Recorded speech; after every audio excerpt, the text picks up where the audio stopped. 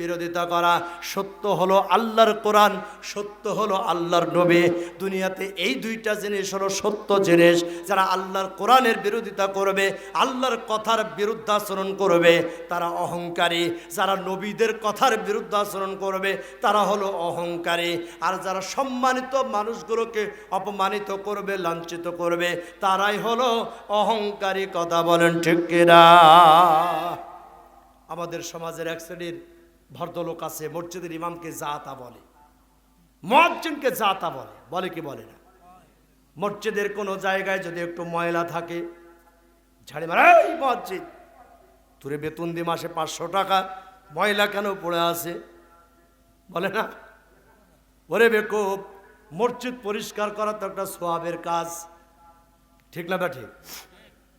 মসজিদ পরিষ্কার পরিচ্ছন্ন রাখা সওয়াবের কাজ। 500 টাকা, 1000, 2000 টাকা বেতন দিয়ে এই সমাজে দুনিয়ার কোনো মানুষ চলতে পারবে না।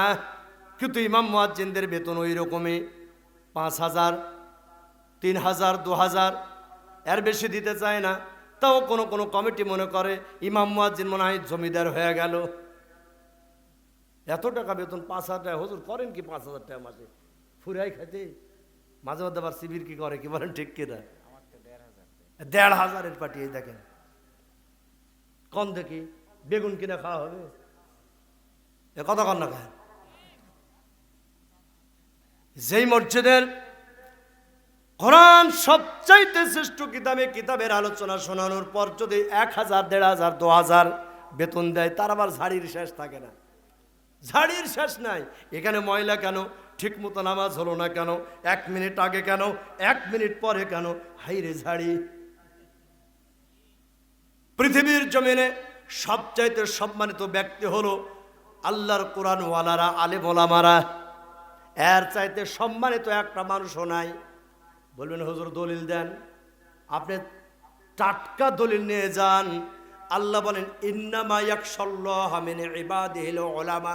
পৃথিবীর লক্ষ কোটি কোটি মানুষের মধ্য থেকে কেউ যদি আল্লাহকে ভয় করে, তাহলে ওই ভয়টা আলেমরাই করে। কথাকার কে ভয় করে? আলেম ওলামারা আল্লাহরে ভয় করে। এই কথা দুনিয়ার কেউ বলেনি। কে বলেছে? এইবার আসেন আর একটা আয়াতে। আল্লাহ বলছেন ইন্না আকরামাকুম ইনদাল্লাহি আতকাকুম। আল্লাহ বলেছেন তোমাদের মধ্য থেকে আল্লাহর নিকট ওই ব্যক্তি সবচেয়ে সম্মানিত, যে ব্যক্তি সবচাইতে বেশি আল্লাহরে ভয় করে। যে ব্যক্তি আল্লাহরে সবচেয়ে ভয় করে, সেই ব্যক্তি আল্লাহর কাছে সবচেয়ে সম্মানিত। কথা কি বোঝা গেছে? আর মানুষের মধ্য থেকে কেউ যদি ভয় করে, তাহলে আলেমরাই করে। তার মানে বোঝা গেল এই সমাজে এমপি, মন্ত্রী, মিনিস্টার, প্রধানমন্ত্রী সব থাকতে পারে। দুনিয়ার জমিনে সবচাইতে সম্মানিত ব্যক্তি হলো কোরআনওয়ালা আলেম ওলামারা। তাদেরকে যারা লাঞ্ছিত করবে, অপমানিত করবে, তারাই হলো অহংকারী। কথা বলেন ঠিক কিনা? আমার প্রিয় ভাইয়েরা, পৃথিবীতে একজন নবী ছিলেন, হযরত লূত আলাইহিস সালাম তার নাম। কি নাম বললাম? লূত আলাইহিস সালাম তার নাম। আল্লাহ পাক রব্বুল আলামিন এই লূত আলাইহিস সালামকে দুনিয়াতে প্রেরণ করেছিলেন। জর্ডান এবং প্যালেস্টাইনের মাঝখানে একটা ভূখণ্ড আছে, একটা গ্রাম আছে, একটা জায়গা আছে, এলাকা আছে। ওই জায়গাটার নাম হলো সুদুম। কি নাম বললাম? সুদুম নামক এলাকায়, ওই ছোট্ট একটা ভূখণ্ডে, একটা রাষ্ট্রে, একটা অঞ্চলে আল্লাহ পাক লূত আলাইহিস সালামকে নবী করে পাঠিয়েছিলেন। সুবহানাল্লাহ বলে। হযরত লূত আলাইহিস সালাম ছিলেন জাতির পিতা হযরত ইব্রাহিম আলাইহিস সালামের ভাতিজা। লূত আলাইহিস সালাম কওমদের মধ্যে দ্বীনের দাওয়াত দিলেন। বললেন তোমরা আল্লাহকে, আল্লাহ ব্যতীত তোমাদের কোনো উপাস্য নেই, তিনি এক অদ্বিতীয়, তোমরা মূর্তি করো, ছেড়ে দিয়ে তারে গোলামি করো। জাতের লোকেরা এটা শুনল না। বলল লূত তোমাকে তো আমরা নবী বলে মানি না। নবী মানুষের মধ্য থেকে কেন হবে? সব নবীদের কওমেরা একটাই অভিযোগ দিয়েছিল, আল্লাহ যদি নবী পাঠাবেন তাহলে আমাদের মতো মানুষ কেন? নবী হবে ফেরেশতা বা অন্য কিছু। তুমিও মানুষ, আমিও মানুষ, তুমি নবী হলে কেমনে করে? এভাবে করে সব নবীর উম্মতেরা অবাধ্য উম্মতেরা নবীদের সাথে এভাবে কটূক্তি করেছিল। লূত আলাইহিস সালামের কওমেরা বলল, লূত তুমি কেমনে নবী হলে? তুমি কিভাবে নবী হলে? তুমি তো আমাদের মতোই মানুষ, তোমাকে তো আমরা নবী বলে মানি না। লূত আলাইহিস সালাম বলেন, আল্লাহ আমাকে নবী মনোনীত করেছেন, তোমরা আমাকে নবী মেনে নাও। মূর্তি পূজা ত্যাগ করো, অন্যায় এগুলো ছেড়ে দাও। লূত আলাইহিস সালামের কওমদের মধ্যে বিশেষ কয়েকটা অপরাধ ছিল। নাম্বার 1, লূত আলাইহিস সালামের কওমের লোকেরা মূর্তি পূজা করত। কি করত? মূর্তি পূজা করত। 2 নম্বর অপরাধ হলো তারা সমকামিতা করত, পুরুষে পুরুষে মিলন করত, জৈবিক চাহিদা মিটাতো। নারীদেরকে তারা পছন্দ করত না, নারীদেরকে ছেড়ে দিয়া পুরুষ পুরুষের সাথে মিলন ঘটাতো। পৃথিবীর ইতিহাসে এমন ন্যাক্কারজনক কবিরা গুনাহ আর ইতিপূর্বে কেউ করে নাই, যা লূত আলাইহিস সালামের অবাধ্য কওমেরা চালু করেছিল। বলে নাউজুবিল্লাহ। 3 নম্বর অপরাধ ছিল তারা ছিল দুর্নীতিবাজ ডাকাত। দুর্নীতিবাজ ডাকাত। বাংলাদেশেও কিন্তু এইরকম দুর্নীতিবাজ ডাকাত ছিল। কথা বলেন ঠিক না বা ঠিক? লুটতরাজ করতো, সাদাবাজি করতো, দুর্নীতি করতো, রাষ্ট্রের টাকা সব চুরি করে খেয়ে নিত। ছিল কি ছিল না? তাহলে লূত আলাইহিস সালামের কওমদের যে কয়টা অপরাধ ছিল, বিগত দিনগুলোতে যারা ক্ষমতায় ছিল তাদেরও এইগুলো অপরাধ ছিল। মিলে আনেন। লূত আলাইহিস সালামের কওমদের 1 নম্বর অপরাধ, তারা মূর্তি পূজা করত। যারা চলে গেছে তারা মূর্তি বানাইছে কি বানায়নি? কথা কন। 2 নম্বর অপরাধ হলো তারা সমকামিতা করত। বাংলাদেশে সমকামিতা চালু হয়ে গেছে, এর বিরোধিতা করে না। জেনা ব্যভিচারের আখড়া আছে, রাষ্ট্রীয়ভাবে জেনা ব্যভিচারের লাইসেন্স দেওয়া আছে। পতিতালয়ের লাইসেন্স বাংলাদেশে আছে। এই লাইসেন্সধারী পতিতালয়ে মানুষ জেনা ব্যভিচার করবে, প্রশাসন তাকে ধরবে না। আছে না নাই? তাহলে অন্যায় আছে না নাই? আর সমকামিতা, টাঙ্গাইলে কিছুদিন আগে একটা স্কুল পড়ুয়া মহিলা আর একটা বান্ধবীর বাড়িতে যে অনশন করে বলতেছে আমি ওরে বিয়ে করব। এক মহিলা আর এক মহিলার বাড়িতে অনশন করে বলতেছে আমি তারে বিয়ে করব, কারণ আমি তারে ভালোবাসি। এই নিয়ে মামলা মোকদ্দমা হলো। এগুলো পত্রিকায় এসেছে, ইউটিউবে এসেছে, খবরে এসেছে। মামলা মোকদ্দমায় গ্রামের সালিশদারেরা বলেছে, ও মহিলারে তুমি তো একটা মেয়ে মানুষ, তুমি আর একটা মেয়ে মানুষকে বিয়ে করে কি করবে? বলে ও বুঝি না, আমি ওরে ভালোবাসি, আমি তার এই বিয়ে করব। আর একজনকে জিজ্ঞেস করে তুমি কি? বলে হ্যাঁ আমিও তাই, আমি আমার বান্ধবীরে বিয়ে করব। একটা মেয়ে আরেকটা মেয়েকে বিয়ে করার জন্য অনশন করলো বাংলাদেশে। এটা মিথ্যা কথা নয়, শত শত দৃষ্টান্ত বাংলাদেশে এরকম ঘটতেছে। ছেলেরা ছেলের সাথে সমকামিতা করতেছে। মাঝে মধ্যে ওই সমস্ত নাস্তিক বেঈমানেরা স্লোগানও তুলে। সারা বিশ্বের বহু রাষ্ট্রে এখন রাষ্ট্রীয়ভাবে সমকামিতা বৈধ আছে। বাংলাদেশও এটা চালু করার চেষ্টা করেছিল। যদি ওই নাস্তিক বেঈমানেরা থাকতো তাহলে হয়তো এটা চালু হয়ে যেত, কিন্তু এখন মাঝে মধ্যে এটা আছে অলিখিত ভাবে। 3 নম্বর অপরাধ হলো দুর্নীতি করত। বাংলাদেশে তারা এত দুর্নীতি করেছে, তার 14 গোষ্ঠী পর্যন্ত দুর্নীতিবাজ, এটা তামাম দুনিয়ার মানুষ জেনেছে। ঠিক আছে, মিলতিছে খাপে খাপ, মুমতাজের বাপ মিলে যাচ্ছে। 4 নম্বর দুষ্টুটি ছিল তারা আল্লাহর নবীর দায়ী, আল্লাহর দিনের দায়ী নবীদের সাথে বেয়াদবি করেছে। মানে লূত আলাইহিস সালামের দিনের দাওয়াত গ্রহণ করেনি, তাকে নবী বলে মানেনি। নবী লূত আলাইহিস সালামের প্রতি জুলুম নির্যাতন করেছে, তার পরিবারের প্রতি জুলুম নির্যাতন করেছে। শুধু তাই নয়, ইমানদার যারা ইমান এনেছিল তাদের প্রতি জুলুম নির্যাতন করেছে। এমনকি লূত আলাইহিস সালামকে ডাক দিয়ে বলে, লূত তুমি যদি আমরা পুরুষে পুরুষে মিলন ঘটাবো, এখানে যদি বাধা দাও তাহলে তোমাকে সোদোম এলাকায় আমরা রাখবো না, গলা ধাক্কা দিয়ে তোমার এই রাষ্ট্র থেকে বের করে দেব। বলে নাউজুবিল্লাহ।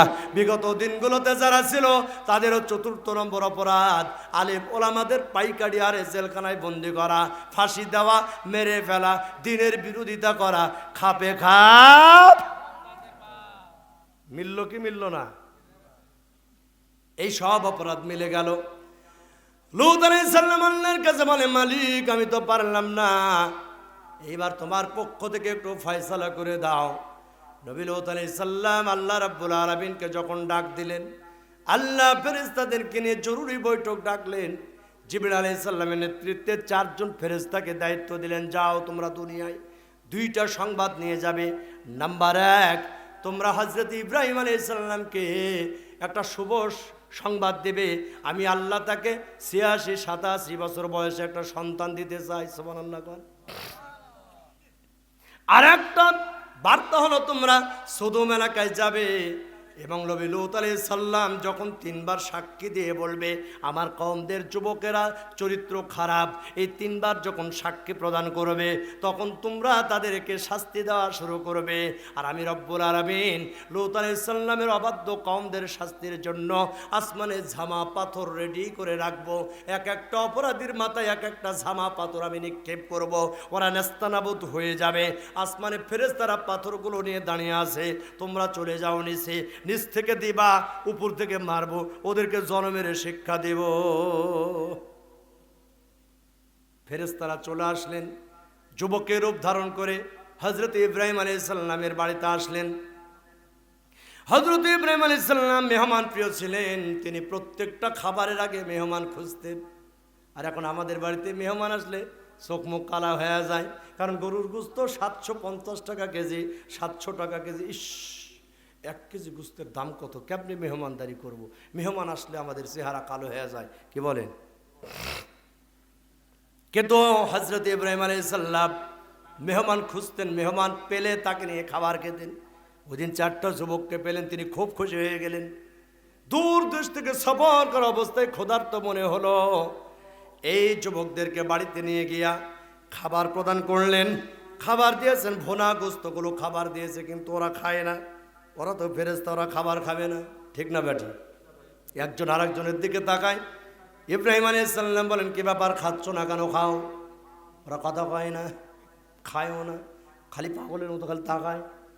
হযরত ইব্রাহিম আলাইহিস সালাম ভীত হয়ে গেলেন, না জানেন এরা ডাকাত দল নাকি, ধরলে তো মহাবিপদ। কিছুক্ষণ পর জিবরিল আলাইহিস সালাম বলেন, ওগো আল্লাহর খলিল, আপনি কি বুঝতে পারেন নাই দুনিয়াতে কারা খায় না? আপনি কি এখনো বুঝতে পারেননি? আমরা দূরদেশ থেকে সফররত অবস্থায় এসেছি। মানুষ যদি হতাম, এই ভুনা সুস্বাদু খাদ্যগুলো রেখে আমরা বসে থাকতাম না। ইব্রাহিম আলাইহিস সালাম বুঝতে পারলেন, বললেন, তাহলে তোমাদের আগমনের কারণটা কি? ডাক দিয়ে বলেন, আল্লাহর খলিল, আল্লাহ আপনাকে এই বয়সে একটা পুত্র সন্তান দান করবে।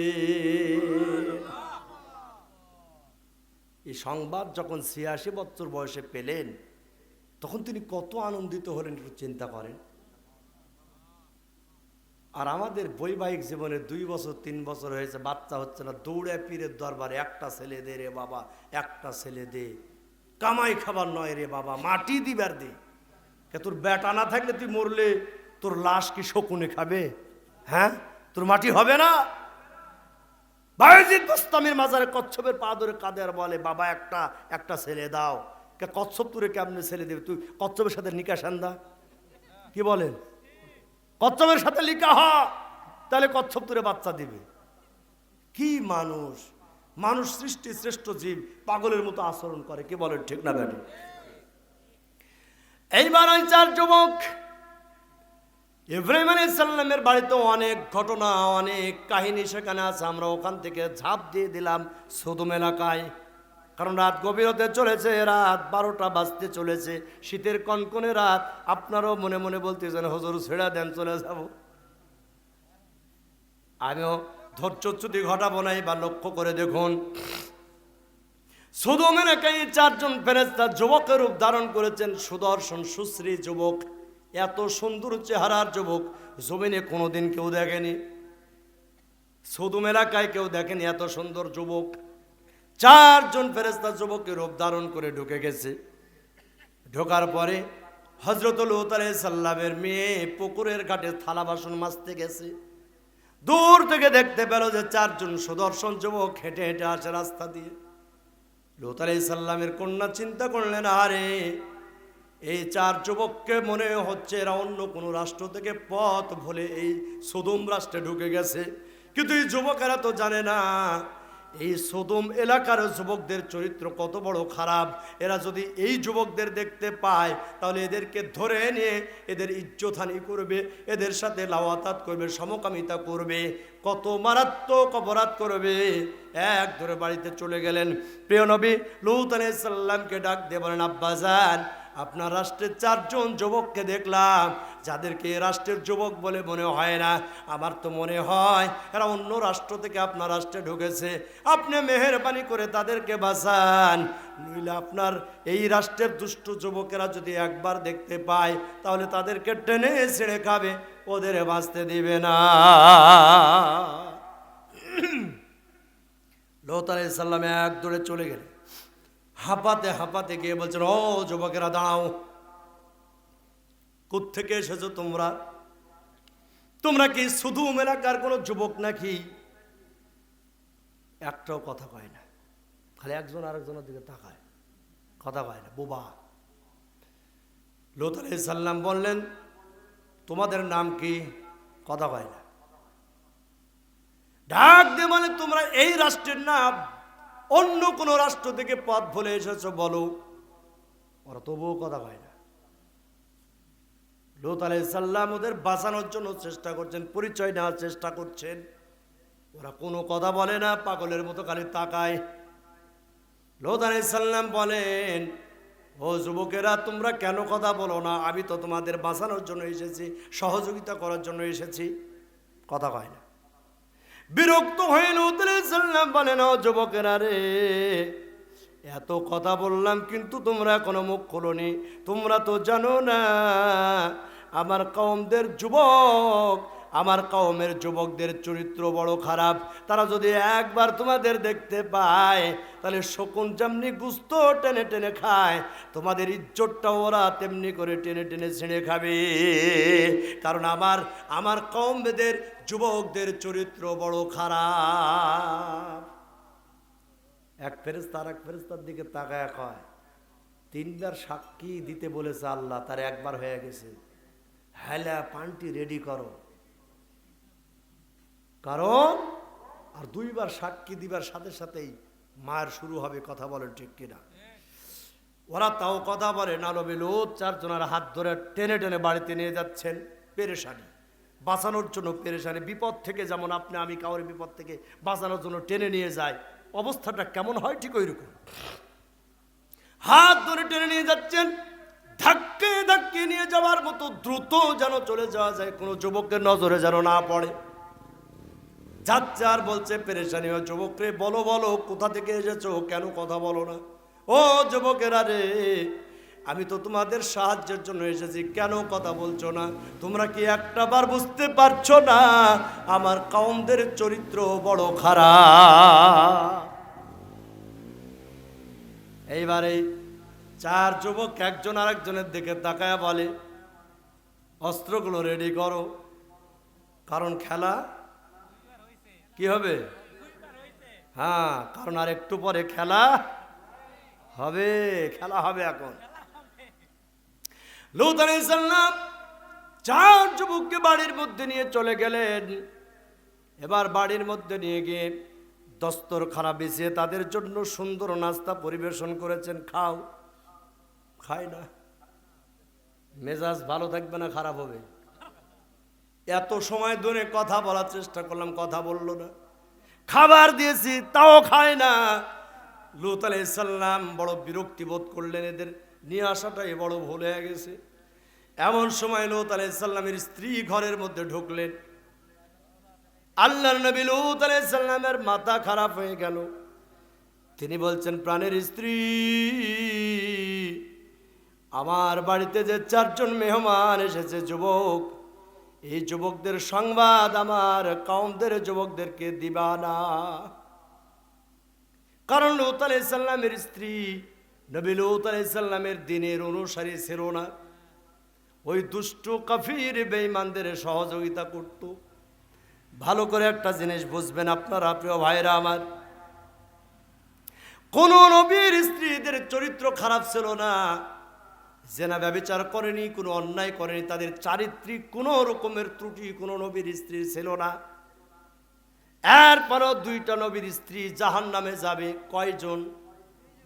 একজন হযরতে নূহ আলাইহিস সালামের স্ত্রী জাহান্নামে যাবে, 2 নম্বর হযরতে লূত আলাইহিস সালামের স্ত্রী জাহান্নামে যাবে। এই দুইটা নবীর স্ত্রী জাহান্নামে যাবে, তার মানে এইটা চিন্তা করার কোনো সুযোগ নেই যে এই দুইটা নবীর স্ত্রীর চরিত্র খারাপ ছিল, এইটা বলার কোনো সুযোগ নেই।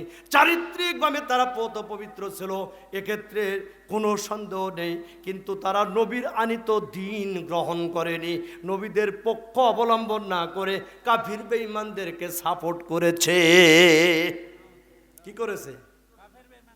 এবার ভালো করে বুঝেন, নবীর দুশমন, ইসলামের দুশমনদেরকে সাপোর্ট করার কারণে, সহযোগিতা করার কারণে যদি দুইটা নবীর বউ যেন তেন কথা না, আল্লাহর নবীর স্ত্রী, দুইটা নবীর স্ত্রী যদি ইসলামের দুশমনদের সাপোর্ট করার কারণে দুজকে যায়। ও মুসলমান, আপনি হজ করেছেন, নামাজ পড়েন, যাকাত দেন, উমরা করেন, কুরবানি দেন, নাম আপনার মুসলমান, জুমার নামাজ ছাড়েন না, ঈদের নামাজও ছাড়েন না, সব ঠিক আছে। কিন্তু আপনি যদি ইসলামের দুশমন, সেকুলার ধর্ম নিরপেক্ষ মতবাদকে সহযোগিতা করেন,